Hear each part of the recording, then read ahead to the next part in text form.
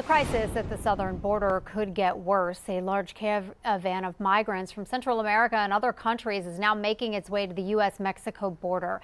Thousands of migrants are on their way to the border as we speak. The caravan comes to the U.S. recently. The Border Patrol had closed several border crossings due to a large surge last week. U.S. facilities aimed at housing migrants have now been overwhelmed by the numbers. Law enforcement along the border is desperate for federal assistance. On the law enforcement side, we're suffering because we don't have the manpower to take care of what we call the local business, the criminal elements, and then the immigration problem. So it's costing us a lot of manpower. And of course, the federal government and the state troops too. You know, they're not here in the river like they're supposed to be. They're processing.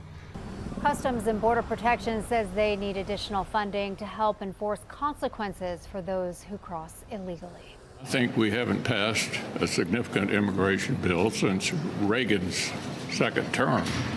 And so this is not easy, but we're working hard to get an outcome because the country needs it, and the country needs it soon.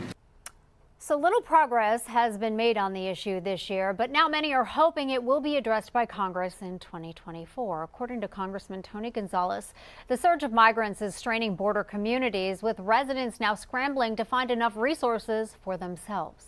My district is 70% Hispanic, and this crisis is in our third year. I'm starting to hear from first and second generation Americans saying, I do not want these people in my country. I mean, it's absolutely turned upside down. Why? Because when they go to the grocery store, they can't get bread. When they call to go to the hospital, they can't get a bed. They're feeling further and further behind, not to mention the high-speed chases that are so dangerous, our schools going into lockdown. Border communities across Texas have been inundated with these things. This month, as many as 10,000 migrants were arrested per day at the southwest U.S. border.